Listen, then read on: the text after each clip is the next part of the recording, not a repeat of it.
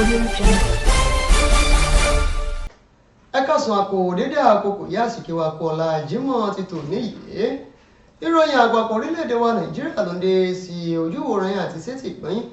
lórí ìkànnì BGI TV bàbá gbàgede ìmọ̀ tẹlifíṣàn. Olúṣọlá Oyèlẹ́kàn ló ní ìròyìn ṣáájú ẹgbẹ́ àwọn kókó tó ṣe nínú ìròyìn náà. Kíkéde títà ìrẹsì àpò kan ní 40,000 náírà tí ìjọba àpapọ̀ orílẹ̀-èdè wa Nàìjíríà kéde rẹ̀ ni wọ́n ti dáwọ́ rẹ̀ dúró. Wọ́n ti kéde wípé àwọn tí yóò máa díje dupò sí ipò alága ìjọba ìbílẹ̀ ní ìpínlẹ̀ Ògùn òun náà ni wọn yóò máa san owó tó tó 50,000 sí àpò àjọ tó ń rí sí ètò ìdìbò ní ìpínlẹ̀ ọ̀hún. Gómìnà ìpínlẹ̀ Kebbi ti gbóṣùbà káre fún àwọn ikọ̀ ọmọ ogun orílẹ̀-èdè wa Nàìjíríà bí wọ́n ṣe ń dóòlà ẹ̀mí àwọn ará abúlé lọ́wọ́ àwọn agbésùmọ̀mí. Àwọn ọlọ́pàá ti bẹ̀rẹ̀ sí ní wá àwọn ajínigbé tí wọ́n ya lu ilé ìjọsìn kan ní ìpínlẹ̀ Rivers tí wọ́n sì jí olùṣọ́ àgùntàn àti ọmọ ìjọ kan gbé lásìkò tí wọ́n ń ṣe ìsìn. Ọwọ́ ti bá àwọn agbódegbà fún àwọn agbésùmọ̀mí tí wọ́n ń kó àwọn nǹkan ìjọ olóró fún wọn ní ìpínlẹ̀ Kaduna. Wàyí ẹgbẹ́ ìròyìn náà lẹ́kùnrẹ́rẹ́. Ìjọba àpapọ̀ orílẹ̀-èdè wa Nàìjíríà ni wọ́n ti gbẹ́sẹ̀ kúrò lórí ìpinnu àti ìforúkọsílẹ̀ àwọn òṣìṣẹ́ ìjọba àpapọ̀ lórí àti ra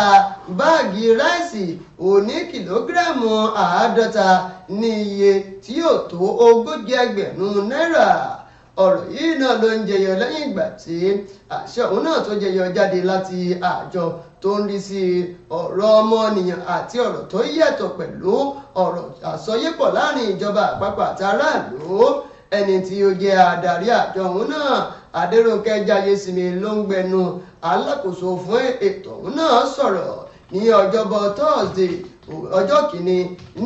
kìíní oṣù kẹjọ ọdún tá a wà nínú rẹ̀ yìí ni wọ́n ti kọ́kọ́ ń gbé ìròyìn òun náà jáde ṣùgbọ́n ẹ̀wẹ̀ ní àná ọjọ́bọ̀ Thursday òun náà ni wọ́n bẹ̀rẹ̀ sí ní sọ̀rọ̀ lórí rẹ̀. Jayésimi ló sọ nínú ọ̀rọ̀ rẹ̀ wípé àwọn fèsì lórí ọ̀rọ̀ tó ti kọ́kọ́ jẹyọ jáde ṣáájú ìbẹ̀rẹ̀ oṣù tá a wà nínú rẹ̀ yé ṣùgbọ́n wàyí làwọn ń sọ fún àwọn aráàlú wípé gbogbo àwọn ìforúkọsílẹ̀ tí wọ́n sọ pé kí wọ́n lọ mọ́ forúkọsílẹ̀ lórí ẹ̀rọ ayélujára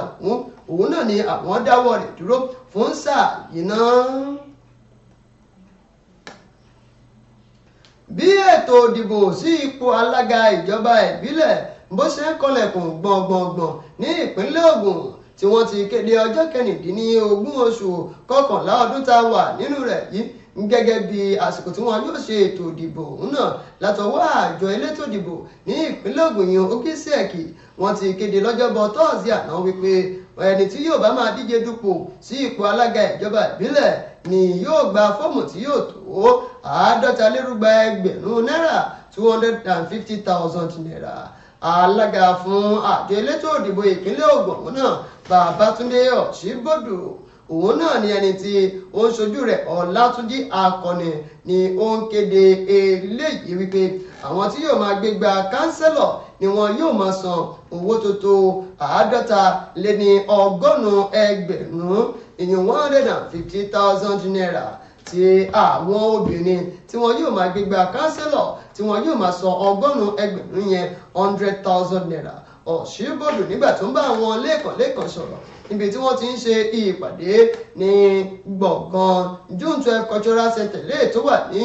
Ìkútọ̀ ní ìlú Abẹ́òkúta tó jẹ́ olúlo ìpínlẹ̀ Ògùn ọjọ́bọ̀ Thursday àná yìí òun náà ni ó ń kéde wípé wọ́n di owó kù lórí gbogbo àwọn adíjedupò tí yóò bá jẹ́ obìnrin tí yóò máa kópa nínú ètò ìdìbò tó ń bọ̀ ní kòpẹ́ yìí ní ìpínlẹ̀ Ògùn.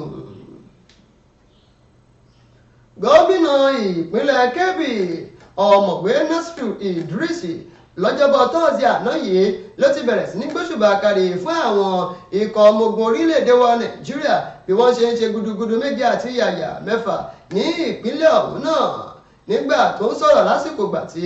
ó ń gbàlejò àdèlé ọ̀gá àgbà yányán fún ikọ̀ àwọn ọmọ ogun ẹ̀ka ti 8th Division Òṣókótó ìyún ọ̀gágun Ìbíkúnlé Adémọ́lá Àjọṣẹ̀ ní ilé ìjọba tí ń bẹ ní ìlú Kebbi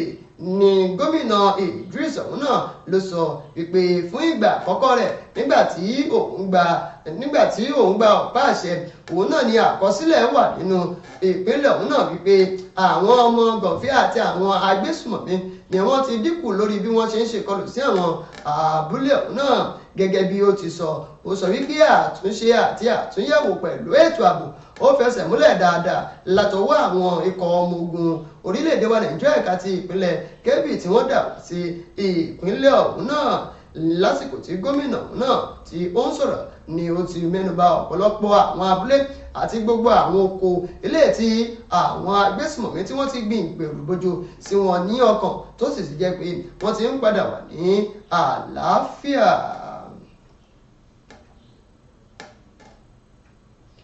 Àwọn ọlọ́pàá ẹ̀ka ti ìpínlẹ̀ Rivers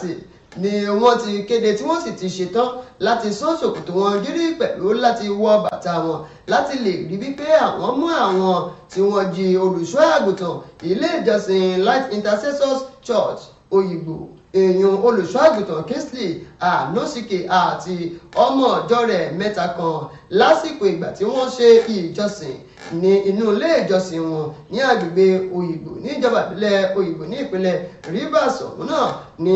ní àṣálẹ́ ọjọ́rú Wednesday ìyún ìjẹta ọ̀sẹ̀ tí a wà nínú rẹ̀ yìí àwọn mẹ́ta tí wọ́n wà nínú ilé ìjọsìn òun náà ni wọ́n sọ wípé wọ́n fi ìwé pè láti wá wàásù nínú ilé ìjọsìn òun náà nínú ìsìn tí wọ́n ń ṣe lára wọn òun náà ni bíṣọ̀bù Moses Usodima tí wọ́n ti jí àwọn olórí ilé ìjọsìn tí wọ́n fi ìwé pè òun náà wá sí ilé ìjọsìn òun náà papọ̀ mọ́ olórí olùṣọ́àgùtàn ilé ìjọsìn òun náà lọ́jọ́bọ̀ tọ́ọ̀sì àná ẹni tó jẹ́ alukoro fún iléeṣẹ́ ọlọ́pàá ẹ̀ka ti ìpínlẹ̀ Rivers òun náà yan Grace Iringe Koko òun náà ló ń bá àwọn akọ̀ròyìn sọ̀rọ̀ pé iṣẹ́ ìwádìí ló ti ń lọ lábẹ́lẹ̀ láti lè rí wípé ọ̀wọ́n rọwọ́ tó àwọn agbébọn òun náà.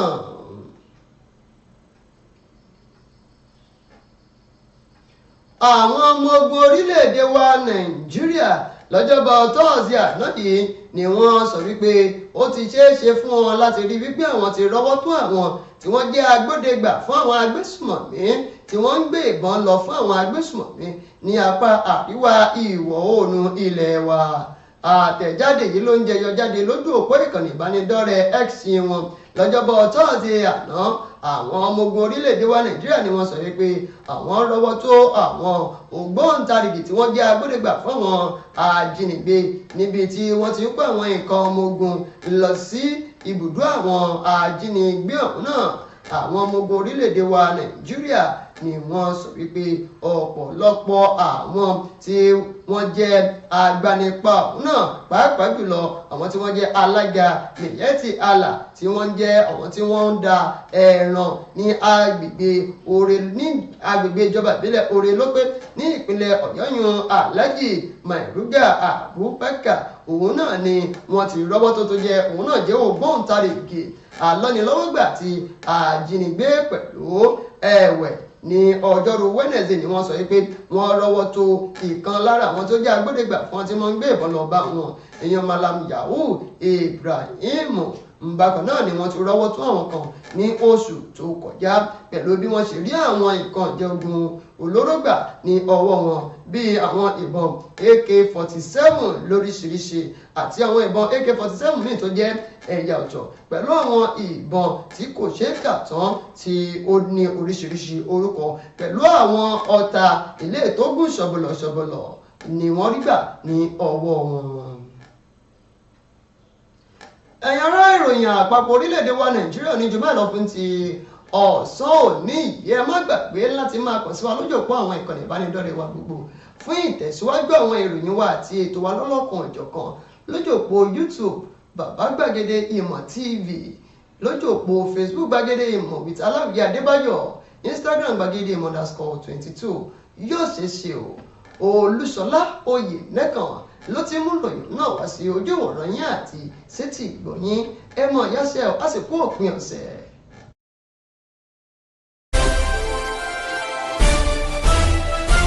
Audio Jungle.